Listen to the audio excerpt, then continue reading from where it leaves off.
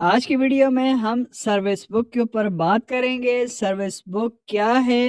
کس پرپس کے لیے یوز ہوتی ہے اور اس کے کیا بینیفٹس ہیں اس کو پراپرلی مینج کرنے کے۔ تو جتنے بھی سرکاری ملازمین ہیں ہر ایک سے جو ہے وہ ہر ایک بندہ جو ہے وہ سروس بک مینٹین کرواتا ہے تاکہ at a time of retirement اس کو مسائل کا سامنا نہیں کرنا پڑے۔ تو اس ویڈیو کے اندر ہم آپ کو کیا کیا بتائیں گے۔ اس ویڈیو کے اندر جو ہے وہ 3 حصے ہیں۔ پہلے حصے کے اندر جو ہے وہ ہم آپ کو سروس بک کے بارے میں بتائیں گے کہ سروس بک کی تعریف کیا ہے، سروس بک کیا ہوتی ہے۔ سیکنڈ کے اندر ہم بتائیں گے سروس بک کی باقاعدگی کے لیے ہدایات جو ہے وہ ہم آپ کو بتائیں گے۔ اور تیسرے پارٹ کے اندر سروس بک کی تصدیق،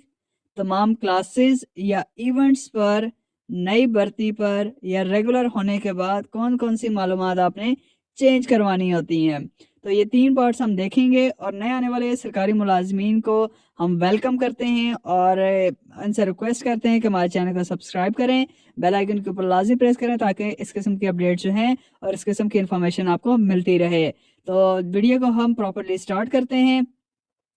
سرکاری ملازمین کی سروس بک کے بارے میں ہم مکمل معلومات جو ہے وہ پرووائڈ کریں گے۔ اور سروس بک جو ہے وہ ایک ایسی دستاویز ہے جو کسی سرکاری ملازم کے اس کے پورے کیریئر کے دورانیے اور کیریئر کے تمام واقعات کو ریکارڈ کرتی ہے، جس میں سرکاری ملازم سے متعلق ہر انتظامی عمل کو اس کے بھرتی کے مرحلے سے لے کر اس کی ریٹائرمنٹ تک ریکارڈ کیا جاتا ہے تاکہ ایک سرکاری ملازم کے سروس کی تمام عکاسی جو ہے وہ کی جا سکے۔ سروس بک کی دیکھ بھال کے لیے ہم ہدایات پڑھتے ہیں کہ کون سی ہیں۔ سرکاری ملازمت میں پہلی بار داخلے پر ہر سرکاری ملازم کے لیے ایک سروس بک کھولی جاتی ہے تاکہ اس کے سروس کیریئر کا مکمل اور مستند ریکارڈ جو ہے وہ رکھا جائے۔ سروس بک کے اندر جو ہے وہ مستند ریکارڈ جو ہے وہ رکھا جاتا ہے، ٹرانسفر پوسٹنگ ہو، پروموشن ہو، اپ گریڈیشن ہو، انکوائری ہو، اور ہر چیز جو ہے وہ اس کے اندر لکھی جاتی ہے۔ اور پرسنل فائل کے اندر یہ دونوں پرسنل فائل اور سروس بک جو ہیں وہ دونوں چیزیں اس کے اندر مینٹین کی جاتی ہیں۔ سروس بک کو نقل میں رکھا جائے اور اس دفتر کے سربراہ کی تحویل میں رکھا جائے جس میں سرکاری ملازم خدمات سر انجام دے رہا ہو، اور اس کے ساتھ دفتر سے دفتر منتقل کیا جائے، یعنی اگر ایک جگہ سے دوسری جگہ ٹرانسفر ہوتے ہیں تو وہاں پہ بھی دفتر کی ہی کام ہے کہ وہ وہاں پر پہنچانا جو ہے وہ دفتر کا جو سربراہ ہے وہی سروس بک کو دوسرے سربراہ کے پاس پہنچاتا ہے ان کیس آف ٹرانسفر۔ حوالے کی خاطر اصل سروس بک کا استعمال کیا جانا چاہیے اور نقل کو ریزرو میں اپ ٹو ڈیٹ رکھا جانا چاہیے، اور صرف اس صورت میں نکالا جانا چاہیے جب ایسا کرنا بالکل ضروری ہو، جیسا کہ اس سے متعلقہ اندراجات بنانا جو کہ اصل سروس بک میں بنائی گئی ہے، یا اصل سروس بک کے کھو جانے اور غلط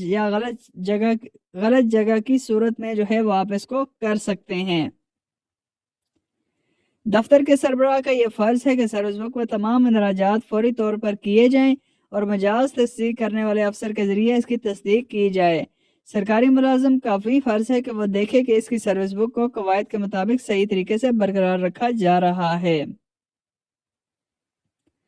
دفتر کے سربراہ کو چاہیے کہ وہ ملازم کو اپنی سروس بک میں درج اندراجات کی درستی کا جائزہ لینے اور مطمئن کرنے کے لیے ہر سہولت فراہم کرے۔ سروس بک میں درج اندراجات کی جانچ پڑتال اور قبولیت کی علامت کے طور پر سرکاری ملازم کو فراہم کردہ کالم میں اپنے نام پر دستخط کرنے چاہیے اور اس کی تصدیق کرنے والے افسر کے ذریعے ثبوت کے طور پر اس کی تصدیق کرنی چاہیے۔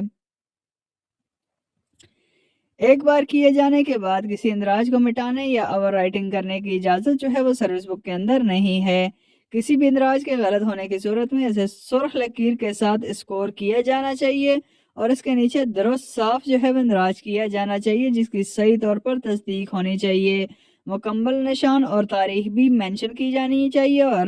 جو برانچ کا سربراہ ہے اس کے سائن بھی لے لینے چاہیے۔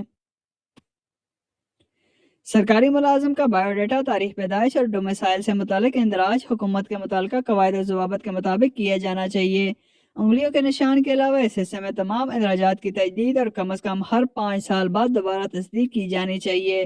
اور سرکاری ملازم اور تصدیق کرنے والے افسر کے دستخطوں کی تاریخ بھی ہونی چاہیے۔ کریکٹر کے ذاتی سرٹیفکیٹ جب تک محکمہ کے سربراہ کی ہدایت نہ ہو سروس بک میں درج نہیں کرنا چاہیے۔ سرکاری ملازم کی سرکاری زندگی کا ہر واقعہ سروس بک کے حصہ 3 میں درج ہوتا ہے، اور اس کو جو ہے وہ پرسنل فائل بھی کہا جاتا ہے، اور ہر اندراج پر سرکاری ملازم کے دستخط ہونے چاہیے، اور اس کے ساتھ ساتھ افسر کے سربراہ یا مستند تصدیق کرنے والے افسر کے ذریعے تصدیق شدہ ہونا ضروری ہے۔ ملازمت سے معطلی کی ہر مدت اور سروس کی ہر دوسری رکاوٹ کو سروس بک کے حصہ 3 میں اس کی مدت کی مکمل تفصیلات کے طور پر جو ہے وہ نوٹ کرنا ضروری ہے، اور مجاز تصدیق کرنے والے افسر سے تصدیق شدہ ہونا بھی ضروری ہے۔ اگر کسی سرکاری ملازم کو رینک میں کم کر کے کسی اہم عہدے پر کر دیا جاتا ہے تو اس کی کمی کی وجہ کو حصہ 3 میں متعلقہ کالم کے تحت مختصراً درج کیا جانا چاہیے۔ سروس بک کو مالی سال کے اختتام کے فوراً بعد تصدیق کے لیے لے جانا چاہیے، اور مجاز تصدیق کرنے والے افسر کو خود کو مطمئن کرنے کے بعد سروس بک کے حصہ 4 میں تصدیقی سرٹیفکیٹ پر دستخط کرنے چاہیے۔ سرکاری ملازم کی ایک دفتر سے دوسرے دفتر میں منتقلی کے وقت دفتر کے سربراہ یا تصدیق کرنے والا افسر جس کے ماتحت وہ اصل میں کام کر رہا تھا حصہ 4 میں اپنی سروس کی تصدیق کا سرٹیفکیٹ درج کرے۔ پوری مدت جس کے دوران وہ اس کے ماتحت ملازم رہا، اس کے بعد سروس بک کو اس دفتر میں بھیج دیا جائے جہاں سرکاری ملازم کا تبادلہ ہوتا ہے۔ اگر سرکاری ملازمین کو فوراً سروس میں ٹرانسفر کیا جاتا ہے تو اس کے دفتر یا محکمے کے سربراہ کو اپنی سروس بک متعلقہ آڈٹ افسر کو بھیجنی ہوگی۔ آڈٹ افسر اسے اپنے دستخطوں کے تحت نوٹ کرنے کے بعد واپس کرے گا۔ منتقلی کی منظوری دینے والا حکم فوراً سروس کے دوران قابل قبول چھوڑنے کے حوالے سے ٹرانسفر کے اثرات اور کوئی دوسری تفصیلات جنہیں وہ ضروری سمجھ سکتا ہے۔ سرکاری ملازمین کی سرکاری ملازمت میں منتقلی پر اس کی سروس بک دوبارہ آڈٹ افسر کو بھیجی جائے گی جو اس کے بعد اسے اپنے دستخطوں پر نوٹ کرے گا۔ فوراً سروس سے منسلک تمام ضروری تفصیلات آڈٹ افسر کے علاوہ کسی بھی اتھارٹی سے تصدیق کی جا سکتی ہیں۔ سروس بک کے مختلف حصوں کو بھرنے کے لیے تفصیلی ہدایات ہر حصے کے شروع میں دی گئی ہیں۔ سروس بک کے صفحہ نمبر 4 پر سرکاری ملازم کی تفصیلات سے متعلق اندراجات کی کم از کم ہر 5 سال بعد تجدید یا دوبارہ تصدیق کی جانی چاہیے، اور آئٹم نمبر 11 اور 12 کے خلاف دستخط کی تاریخ ہونی چاہیے۔ سروس بک کی تصدیق کے لیے کون سی دستاویزات درکار ہوتی ہیں اس پارٹ کے اندر ہم دیکھیں گے۔ بنیادی معلومات کا فارم جو ہے وہ پہلے نمبر کے اوپر ہے۔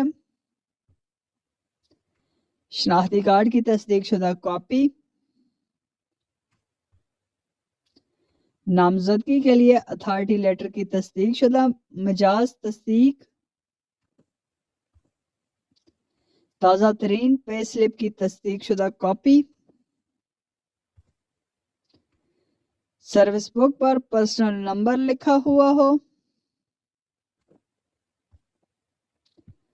پہلی بار تصدیق کے لیے نئی بھرتی کے بعد آفر اپائنٹمنٹ لیٹر کی تصدیق شدہ کاپی، میڈیکل فٹنس سرٹیفکیٹ کی تصدیق شدہ کاپی، جوائننگ رپورٹ کی تصدیق شدہ کاپی، سروس کی ریگولرائزیشن، کانٹریکٹ کی بنیاد پر تقرری، توسیع، سلیکشن، کابینہ کمیٹی کے منٹس وغیرہ سے متعلق تمام احکامات کی تصدیق شدہ کاپیاں، پے پروٹیکشن کے لیے مجاز اتھارٹی کی منظوری،